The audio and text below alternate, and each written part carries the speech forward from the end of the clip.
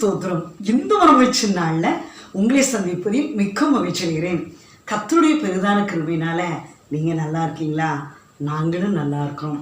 அன்பு பிள்ளைகளே, இந்த நாள்ல பொறுமை குறித்து நம்ம என்ன செய்ய போறோம்? தியானிக்க போகிறோம். யாக்கோபு 1ஆம் அதிகாரம் 4ஆம் வசனம். பொறுமை பூரண கிரியை செய்ய கடவுது. பொறுமை பூரண கிரியை செய்ய கடவுது. வாழ்க்கையில பொறுமையா இருக்கும்போது நம்ம பூரண கிரியையை நம்ம பார்க்க முடியும். அதாவது பரிபூரண கிரியையை நம்ம பார்க்க முடியும். அன்பு பிள்ளைகளே, எந்த ஒரு காரியத்திலையும் நீங்களும் நானும் பொறுமையா இருக்கும்போது அதில் ஒரு பெஸ்டான ஆசீர்வாதத்தை நம்ம பார்க்கலாம். இந்த நாள்ல அநேகருக்கு பொறுமை இல்லை. குடும்ப பெண்கள்னாலும் சரிதான், குடும்ப தலைவர்கள்னாலும் சரிதான், படிக்கிற பிள்ளைங்கள்னாலும் சரிதான், வாலிபர்கள்னாலும் சரிதான், பொறுமை இல்லை. நம்மளை எடுத்துக்கொண்டா கூட ஒரு வாகனத்துக்கு நம்ம வெயிட் பண்ணி தான் ஆக வேண்டியது இருக்கு. ட்ரெயினுக்கு வெயிட் பண்ணி தான் ஆகணும், ஃப்ளைட்டுக்கு வெயிட் பண்ணி தான் ஆகணும். அன்பு பிள்ளைகளே, இதே போல வாழ்க்கையை நம்ம தொடரணும்னா அதற்கு நம்ம என்ன செய்யணும்? வெயிட் பண்ணி தான் ஆகணும். ஒருவேளை நம்ம வெயிட் பண்ணலைன்னா டக்குன்னு நம்ம எதையும் சாதிக்க முடியாது. நம்ம நிதானமாக செயல்படும் போது அதில் ஒரு ஆசீர்வாதம் உண்டு. அன்பு பிள்ளைகளே, ஒரு முறை எங்கள் வீட்டுக்கு ஒருத்தங்க ப்ரே பண்ண வந்தாங்க. 2 அழகான வாலிப சகோதரிகள். நான் போய் இவன் வாலிப சகோதரி தான் நினச்சேன். செல்லம் போல இருந்தான். அருகில் உள்ள பக்கத்து வீடு தான். ஆனால் அவங்க இயேசுவை அறியாதவங்க, இவங்க இயேசுவை அறிஞ்சவங்க. இவங்க வீட்லேயும் 3 குழந்தை, அவங்க வீட்லேயும் 3 குழந்தை. அப்போ ஆண்டோடைய கிருபையினால நினச்சி கூட பார்க்கல, எதிரே கேட்குறாங்களேன்னு சொல்லி கொடுத்தாங்க. கொடுத்த நாள்ல இருந்து 2 பேரையும் அந்த அம்மா என்ன செய்ய மாட்டாங்க சொல்லுவாங்களாம், பேச விட மாட்டாங்களாம். கணவனும் மனைவியும் பேச விட மாட்டாங்களாம். இப்படி ஒரு காலகட்டத்தில் வாழ்ந்து வந்தாங்க. ஆனால் இந்த பிள்ளை அம்மாட்டையும் அம்மா அப்பாட்ட சொல்லவும் மாட்டானாம். அவங்க வீடு அடுத்த வீடு தான், விட மாட்டாங்களாம். அப்படி ஒரு நெருக்கமான நிலையில வாழ்ந்து வந்தான். நாட்கள் நகர்ந்தன, பிரிவினையும் ஆகிப்போச்சு. பேசாமல் டைவர்ஸே வாங்கிட்டாங்க.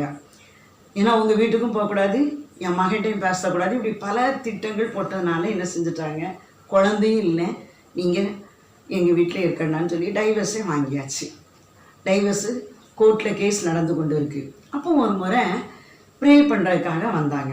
இப்போ வரும்போது இந்த அம்மா, அந்த செல்ல மகா ரொம்ப அழுதா. என் அம்மா அழுற அப்படின்னு சொல்லும்போது எனக்கு அவர் தான் வேணும். ஆனால் அவங்க அம்மாவுக்கு பயந்து அம்மா விருப்பத்தின்படி எனக்கு டைவர்ஸ் கொடுத்துருக்காங்க. ஆனால் நான் என்ன செய்கிறேன், அவரை தான் நம்புகிறேன், அவர் தான் எனக்கு வேணும்னு சொன்னான். நீ நம்புறாளாமா, நீ விசுவாசிக்கிறாளாமா, நிச்சயம் அவரே உன்னை தேடி வருவான்னு சொன்னான். நாளொன்று வந்தது. திடீர்னு அந்த அம்மாவுக்கு கேன்சரில் இறந்து போனாங்க. அப்போ அவன் ஃபோன் பண்ணி, ஆண்டி நான் என்ன செய்யணும்னா, நீ கட்டாயமாக நீ அங்கே போமான்னே. அதே போல் அங்கே போனால் எல்லாரையும் உபசரணை பண்ணா, என்னென்ன செய்யணுமோ செய்தான். அன்பு பிள்ளைகளே, அதன் மூலமாக அந்த குடும்பம் கட்டப்பட்டது. மீண்டும் அந்த குடும்பத்தில் எல்லாரும் அந்த பிள்ளையோடு வாழுன்னு சொல்லி வாழ வச்சாங்க. இன்னைக்கு அழகான ஆண் குழந்தையோட சந்தோஷமாக ஆண்டி என் பிள்ளைக்கு நீங்கள் பேர் வைங்கன்னு சொல்லி வந்தா. அன்பு பிள்ளைகளே, இந்த நிகழ்ச்சியை பார்த்து கொண்டு இருக்கிற அன்பு பிள்ளைகளே, இந்த நாளில் பொறுமை இல்லாததுனால ஒரு நிமிஷத்தில் என்ன செஞ்சிடறாங்க, வீட்டை குடும்பத்தை கட்டுறவங்க குடும்பத்தை இடித்து போடுறாங்க. இதனால அநேக குடும்பங்கள் 3 மாதம் 2 மாதம் பிரிஞ்சு இருக்கிறாங்க. காரணம் பேரண்ட்ஸு தான். உடனே எங்கள் வீட்டுக்கு வந்துரு, எங்களோட இருந்துரு. அன்பு பிள்ளைகளை, வாழ வேண்டிய பிள்ளைகளை வாழ விடுங்க, குடும்பமாக இணைந்து வாழ விடுங்க. இப்படி வாழ விடும்போது நிச்சயமாக அந்த வீட்டில் கசப்பு இருக்காது, வைராக்கியம் இருக்காது, பொறாமை இருக்காது, பெருமை இருக்காது. பொறுமை இருக்கும், பூரண ஆசீர்வாதம் இருக்கும். இந்த நாளில் நிகழ்ச்சியை பார்த்து கொண்டு இருக்கிற அன்பு மகனே மகளே, நீ யாரா இருந்தாலும் இந்த நாளில் ஆண்டவர் தந்த இல்லற வாழ்க்கையில நீ உண்மையான அன்பு வைத்து நீ வாழும்போது, என் அன்பு மகளே, நீ ஆண்டவருக்கு பயந்து உன் கணவருக்கு கீழ்ப்படிந்து நடக்கும்போது, என் அன்பு மகனே, நீ ஆண்டவருக்கு பயந்து கர்த்தர் தந்த மனைவிட்ட உண்மையான அன்பு பாராட்டும் போது உன்னுடைய குடும்பம் ஒரு குட்டி பரலோகமாக இருக்கும், உன் வீடு ஒரு குட்டி பரலோகமாக இருக்கும். நானும் என் வீட்டாருமோ என்றால் கர்த்தரையே சேவிப்போன்னு சேவிப்பீர்கள். உங்கள் குடும்பத்தில் கர்த்தருடைய பரிபூர்ண ஆசீர்வாதம் தங்கும். அங்கே எல்லா வித ஆசீர்வாதங்களும் இருக்கும். ஒன்றிலையும் குறைவு இருக்காது, முறுமுறுப்பு இருக்காது, கோபம் இருக்காது, எரிச்சல் இருக்காது, வைராக்கியம் இருக்காது. சண்டையே இருக்காது.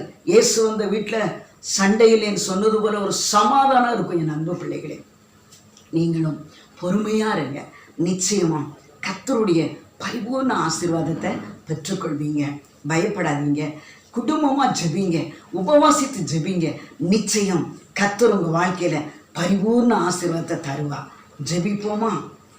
நான் உன்னை விட்டு விலகுவதில்லை, நான் உன்னை என்றும் கைவிடுவதில்லை, நான் உன்னை விட்டு விலகுவதில்லை, நான் உன்னை என்றும் கைவிடுவதில்லை, நான் உன்னை காண்கின்ற தேவன், கண்மணி போல் உன்னை காப்பே, நான் உன்னை விட்டு விலகுவதில்லை, நான் உன்னை என்று கைவிடுவதில்லை. பரிசுத்தமுள்ள தகப்பனே, உங்களுக்கு நன்றி ராஜா. நீர் எத்தனை நல்லவர் ராஜா. உம்மை போல ஒரு நேசர் இந்த பூமியில ஒருவர் இல்லையா. நீ நிகழ்ச்சியை பார்த்து கொண்டிருக்கிற அன்பு மகளே, மகனே, பிரிந்து போயிருக்கிறியா?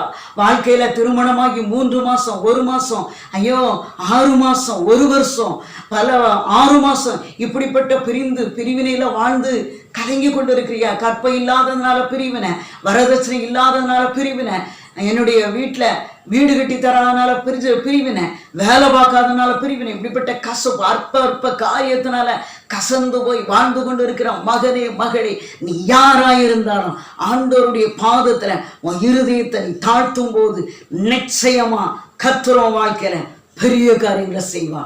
எல்லா தடைக்கற்களும் உடைக்கப்படும், எல்லா போராட்டங்களும் ஆகும். கர்த்தரே கடந்து வந்து அதிசயத்தை செய்வா. கர்த்தரே கடந்து வந்து தம்முடைய வல்லமையை விளங்க பண்ணுவா. பரிபூர்ண ஆசீர்வாதத்தை தருவா. உங்களுடைய வியாதி மறையும், உங்க கடன் பிரச்சனை மாறும், உங்க பிரிவினை மாறும், உங்க வாழ்க்கையில எதிர்கொண்டு இருக்கிற காரியத்தை நீங்க சுதந்திரிப்பீங்க. கர்த்தர் உங்க வாழ்க்கையில சந்தோஷத்தையும் சமாதானத்தையும் மன மகிழ்ச்சியும் முகமலர்ச்சியும் தருவா. பெரிய காரியங்களை செய்யுங்க. இயேசுவின் நாமத்தில் ஜெபிக்கிறோம் நல்ல பிதாவே. ஆமென். ஹல்லேலூயா.